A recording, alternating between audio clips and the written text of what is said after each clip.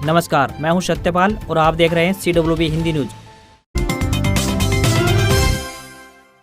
हरियाणा में पंच सरपंच चुनाव की मतगणना। जसपा प्रदेशाध्यक्ष का बेटा और मंत्री की चाची सरपंच चुनाव हारी, फतेहाबाद में 1 वोट से जीता सरपंच। हरियाणा के 4 जिलों में पंच सरपंच चुनाव में फतेहाबाद जिले से जननायक जनता पार्टी यानी जेजेपी के प्रदेशाध्यक्ष निशान सिंह का बेटा तेजिंदर सरपंच का चुनाव हार गया है। तेजिंदर ने पैतृक गाँव मामूपुर से चुनाव लड़ा था, जहाँ गाँव के गुरप्रीत सिंह ने उन्हें 177 वोट से हरा दिया। खास बात यह है कि गुरप्रीत सिंह को बीजेपी का समर्थन प्राप्त था। वहीं जसपा कोटे से हरियाणा सरकार में मंत्री अनूप धानक की सगी चाची कविता पत्नी गुलाब धानक हार गई है। उन्हें चुनाव में केवल 241 मत मिले। उनसे चुनाव जीतकर सरपंच बनी सुनीता को 2280 वोट मिले। वहीं फतेहाबाद के भुना इलाके के गांव नाडोड़ी में नरेंद्र 1 वोट से जीतकर सरपंच बन गए हैं। पंचायत चुनाव के अंतिम चरण में पंच सरपंच 4 जिलों में 81.5% वोटिंग हुई है। सबसे ज्यादा 86.5% वोटिंग फतेहाबाद और सबसे कम यानी 77.4% वोट फरीदाबाद में पड़े। हरियाणा में 27 को ड्राई डे। पंचायत चुनाव मतगणना के दिन बंद रहेंगे शराब के ठेके, उल्लंघन पर 6 महीने की जेल। हरियाणा में 27 नवंबर को ड्राई डे रहेगा। राज्य की सभी शराब की दुकानें बंद रहेंगी, साथ ही होटल और बार में भी शराब नहीं परोसी जा सकेगी। पंचायत चुनाव की काउंटिंग को देखते हुए सरकार ने यह फैसला किया है। इन आदेशों के साथ ही उल्लंघन करने वालों को चेतावनी दी गई है कि शराब बेचने या परोसने पर 6 महीने की जेल के साथ भारी जुर्माना भी लगाया जाएगा। पंचायत समिति और जिला परिषद सदस्य के निर्वाचन के लिए वोटों की काउंटिंग 27 नवंबर यानी कल होगी। राज्य में 3 चरणों में सभी 22 जिलों में जिला परिषद और पंचायत मेंबर का मतदान हो चुका है। सबकी मतगणना एक साथ यानी 27 नवंबर कल होगी। काउंटिंग सुबह 8 बजे से प्रारंभ होगी। दार्शनिक स्थलों के लिए एसी बसें। अब तीर्थ स्थलों पर जाएंगी रोडवेज की एसी बसें। इनमें सामान्य बसों से 1.5 गुना किराया लेने का प्रपोजल बनाया। हरियाणा के हर जिले में अब हरियाणा और आसपास के प्रदेशों के तीर्थ व दार्शनिक स्थलों के लिए एसी बसें चलेंगी। इनमें प्रमुख रूप से ज्वालाजी, ऋषिकेश, हरिद्वार, बद्रीनाथ, अमृतसर, वैष्णो देवी, सालासर, मथुरा, मेहंदीपुर बालाजी, आगरा, वृंदावन, अयोध्या, जयपुर, शिमला, मनाली आदि शामिल हैं। इन बसों में सामान्य बसों से 1.5 गुना किराया लेने का प्रपोजल रोडवेज ने बनाया है। हालांकि टिकट की राशि का अंतिम निर्णय सरकार को लेना है। यह बसें जनवरी से मार्च 2023 के दौरान हरियाणा की सड़कों पर होंगी। इन बसों का आवागमन देहात से लेकर वादियों तक होगा। हरियाणा रोडवेज अब 152D ग्रीन एक्सप्रेस वे पर भी एसी बसें चलाएगा। यह बसें चंडीगढ़ या अंबाला से नारनौल तक चलेंगी। काबिले गौर है कि 152D ग्रीन एक्सप्रेस वे पर अंबाला, कुरुक्षेत्र, कैथल, करनाल, जींद, रोहतक, भिवानी, नारनौल, झज्जर सहित अन्य प्रमुख जिले लगते हैं। अंबाला पहुंचे deputy CM Dushyant Chautala. JJP के 5वें स्थापना दिवस का दिया निमंत्रण। हरियाणा के डिप्टी सीएम दुष्यंत चौटाला शुक्रवार को अंबाला सिटी पहुंचे। यहां उन्होंने 9 दिसंबर को भिवानी में मनाए जा रहे जेजेपी के 5वें स्थापना दिवस का निमंत्रण दिया। दुष्यंत सिंह चौटाला ने कहा कि यह आगामी चुनाव से पहले यह स्थापना दिवस आखिरी स्थापना दिवस है। अगला स्थापना दिवस लोकसभा के चुनाव की तैयारियों के बीच होगा और दूसरा विधानसभा चुनाव के बाद होगा। कहा कि अब ताकत और शक्ति प्रदर्शन करने का मौका है। इस दौरान डिप्टी सीएम दुष्यंत चौटाला ने कहा कि पंचायती चुनाव में हारे पार्टी के कार्यकर्ताओं को नसीहत दी। कहा कि चुनाव में हार जीत चलती रहती है, अगर हार से मायूस होकर घर बैठ जाएंगे तो राजनीति नहीं की जा सकती। बेबाक बोले राव इंद्रजीत सिंह, टिकट नहीं दी फिर भी बीजेपी की मदद की। अब बेटी आरती को पब्लिक ही लड़वाएगी चुनाव, पार्टी से तो नहीं जीत पाएगी। महेंद्रगढ़ जिले के नारनौल के गांव धोलेड़ा में स्वतंत्रता सेनानी शिवराम यादव व उनकी पत्नी की मूर्ति का अनावरण करने शुक्रवार दोपहर को केंद्रीय मंत्री राव इंद्रजीत सिंह पहुंचे थे। यह राव इंद्रजीत सिंह के भाषणों में राजनीतिक तौर पर 2 अहम बातें निकलकर सामने आई है। बेटी आरती राव की राजनीति में एंट्री करवाने के लिए लोगों का मन टटोलना और दूसरा नांगल चौधरी के विधायक अभय सिंह का नाम लिए बिना सहयोग व साथ देने के बाद भी अब दूसरों के धोख खाने की बात कही। हालांकि मंच पर यह सिलसिला उनके कार्यकर्ता ने बोलकर शुरू किया। इस कार्यकर्ता ने आरती राव को चुनाव लड़ने और हर संभव सहयोग करने की बात कही। जब केंद्रीय मंत्री राव इंद्रजीत सिंह के बोलने की बारी आई तो उन्होंने बेबाक अपने मन की बात रखी। सीएम खट्टर बोले ग्रुप डी के लिए जल्द ही ली जाएगी सीईटी परीक्षा, 3 साल तक रहेगी वैधता। मुख्यमंत्री मनोहर लाल ने कहा कि वर्ष 2014 से पहले हरियाणा प्रदेश में अव्यवस्था थी, इसको बदलने का काम किया गया है। यह प्रदेश में 1 लाख से ऊपर नियमित सरकारी नौकरी पारदर्शिता एवं योग्यता के आधार पर दी गई है। इसमें न किसी की पर्ची न किसी की खर्ची चली है। जबकि विपक्ष की सरकार ने नेताओं द्वारा HSSC व HPSC को लिस्ट भेजी जाती थी और उन्हीं लोगों को रोजगार मिलता था। उन्होंने कहा कि आज प्रतियोगिता का युग है। उन्होंने स्पष्ट किया कि हमारी कोशिश रहेगी कौशल एवं विकास निगम के माध्यम से रखे गए कर्मचारियों को तब तक नहीं निकाला जाएगा जब तक कि वे स्वयं छोड़कर ना चले जाएं। उन्होंने बताया कि सरकार द्वारा जिस परिवार में एक भी नौकरी नहीं है उनको 5 अंक अलग से दिए जा रहे हैं ताकि उस गरीब परिवार में भी सरकारी नौकरी का लाभ मिल सके। उन्होंने बताया कि ग्रुप डी के लिए जल्द ही सीईटी टेस्ट लिया जाएगा और सीईटी की वैधता अगले 3 साल तक रहेगी।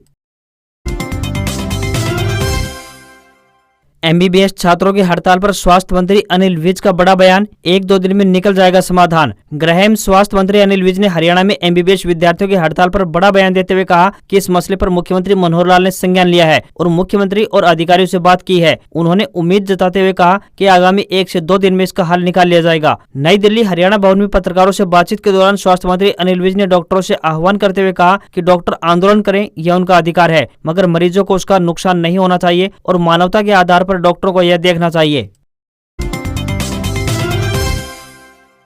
आंगनबाड़ियों में नहीं पहुंचा तेल स्टॉक, 4 महीने से सब्जी, पूरी, पराठे और गुलगुलों से वंचित है नौनिहाल। महिला एवं बाल विकास विभाग द्वारा चलाए जा रहे पोषण अभियान के अंतर्गत भेजे जाने वाली खाद्य सामग्री में विलंबता के चलते प्रदेश सरकार द्वारा तय शेड्यूल के अनुसार नौनिहालों को भोजन नहीं मिल पा रहा है। झज्जर जिले की आंगनबाड़ियों में तेल माह का स्टॉक पहुंचे 1 अरसा बीत चुका है। इसके चलते आंगनबाड़ी वर्कर एवं हेल्पर्स निर्धारित शेड्यूल के अनुसार खाना तैयार करने में स्वयं को असमर्थ महसूस कर रही है। अधिकांश आंगनबाड़ी केंद्रों पर जहाँ चावल व चीनी का स्टॉक भी समाप्त होने को है, तो वहीं तेल के अभाव में नौनिहालों को सब्जी, पूरी, भरवा पराठों, पुलाव व गुलगुलों जैसे स्वादिष्ट एवं पौष्टिक व्यंजनों से भी वंचित रखा जा रहा है। आंगनवाड़ी केंद्रों पर तैनात हेल्पर्स एवं वर्कर्स के माने तो सप्ताह में 4 दिन तेल की सहायता तैयार किए जाने वाले व्यंजन बनाए जाते हैं, लेकिन तेल का स्टॉक जुलाई महीने में ही समाप्त हो चुका है, जो कि डिमांड भेजे जाने के बावजूद भी मुहैया नहीं हो पा रहा है। हालांकि सूखे दूध के पैकेट केंद्रों पर नियमित रूप से पहुंच रहे हैं।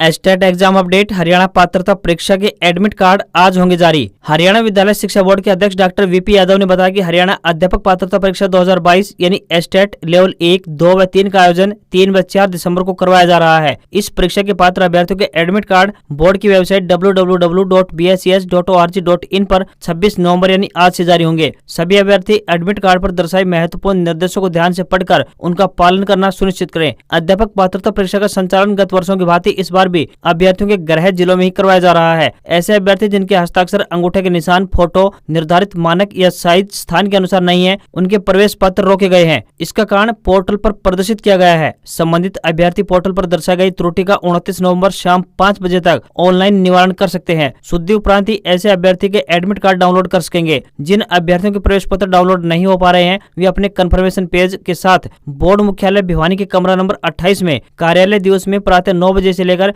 5 बजे तक व्यक्तिगत रूप से संपर्क कर सकते हैं। सभी अभ्यर्थी को एडमिट कार्ड का प्रिंट रंगीन फोटो के साथ लिया जाना अनिवार्य है। अभ्यर्थी परीक्षा आरंभ होने से 2 घंटे 10 मिनट पहले परीक्षा केंद्र पर पहुंचना सुनिश्चित करें।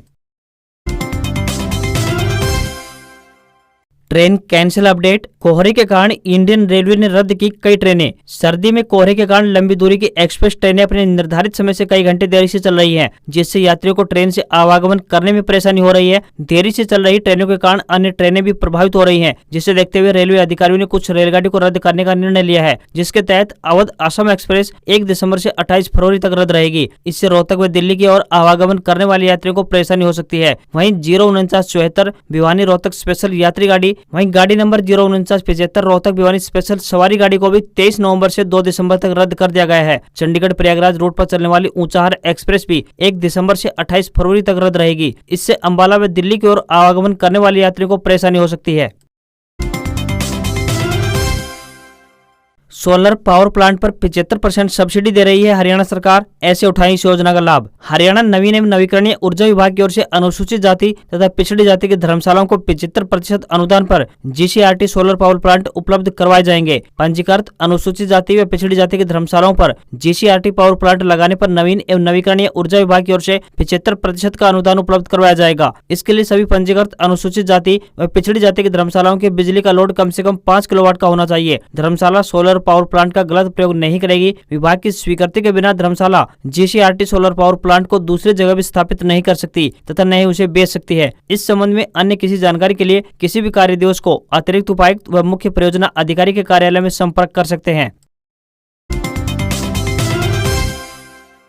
सैनिक स्कूल रेवाड़ी में 6वीं व 9वीं कक्षा में प्रवेश के लिए 8 जनवरी को होगी परीक्षा। सैनिक स्कूल रेवाड़ी में शैक्षणिक सत्र 2023-24 के लिए 6वीं व 9वीं कक्षा में प्रवेश के लिए 8 जनवरी 2023 को दोपहर बाद 2 बजे अखिल भारतीय सैनिक स्कूल प्रवेश परीक्षा का आयोजन किया जाएगा। यह लिखित परीक्षा बहुवैकल्पिक प्रश्न की OMR आधारित परीक्षा होगी। इन कक्षाओं में प्रवेश के लिए 30 नवंबर को शाम 5 बजे तक ऑनलाइन आवेदन किए जा सकेंगे। 6वीं में प्रवेश के लिए लगभग 100 सीटों पर प्रवेश होगा। इनमें से 90 सीटें लड़कों तथा 10 सीटें लड़कियों के लिए आरक्षित होंगी। 9वीं कक्षा में केवल लड़कों के के लिए 40 सीटें रखी गई हैं। 9वीं कक्षा में प्रवेश के लिए लड़कियां पात्र नहीं होंगी। आवेदकों ने मान्यता प्राप्त स्कूल से 8वीं की परीक्षा पास की हो। छठी कक्षा के लिए 300 अंकों की प्रवेश परीक्षा होगी, जिसमें 125 प्रश्न होंगे। 9वीं कक्षा में प्रवेश के लिए प्रवेश परीक्षा के 400 अंक होंगे, जिसमें विभिन्न विषयों के 125 प्रश्न शामिल होंगे।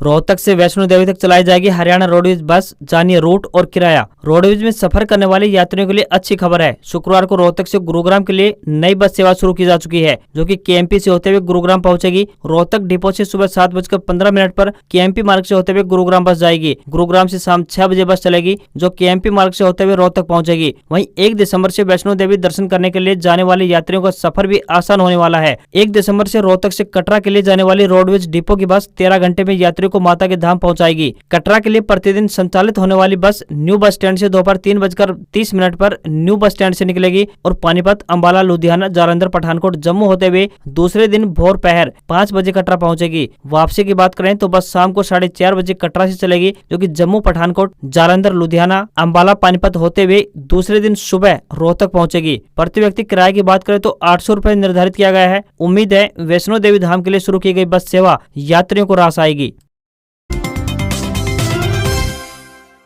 हरियाणा में 1 दिसंबर से वर्दी में नजर आएंगे ग्रुप डी के कर्मचारी, मुख्य सचिव ने जारी किया आदेश। हरियाणा के सभी सरकारी कार्यालयों, बोर्ड और कॉरपोरेशन में कार्यरत ग्रुप डी कर्मचारी 1 दिसंबर से वर्दी में दिखेंगे। यही नहीं, ग्रुप डी कर्मियों को हरियाणा सरकार की अधिसूचना में जारी नियमों का भी पालन करना होगा। जो भी कर्मचारी ऐसा नहीं करेगा, उस पर अनुशासनात्मक कार्रवाई की जाएगी। बात यह है कि पिछले लंबे समय से देखने में आ रहा है कि सरकारी कार्यालयों में ग्रुप डी के पदों पर काम करने वाले कर्मचारी बिना वर्दी ऑफिस आते जाते रहते हैं। यह भी पता चला है कि ग्रुप डी कर्मचारी सरकारी कार्यालयों में अन्य पदों पर काम करने वाले कर्मियों की बात भी नहीं सुनते हैं। यही नहीं, वे अपनी ड्यूटी से जुड़े सभी कामों को पूरा नहीं करते हैं, जिसके कारण कार्यालय में अव्यवस्था का माहौल बन जाता है और अन्य वर्ग के कर्मचारियों को समस्या होती है। इसे देखते हुए मुख्य सचिव की ओर से ग्रुप डी कर्मियों के लिए वर्दी पहनने और ड्यूटी से जुड़े नियमों की पालना को लेकर आदेश जारी किए गए हैं। यह भी कहा गया है कि कार्यालयों में आने वाले ग्रुप डी कर्मचारी अपने अपनी ड्यूटी का सख्ती से पालन करेंगे। अगर वे ऐसा नहीं करेंगे तो उनके विरुद्ध अनुशासनात्मक कार्रवाई की जाएगी।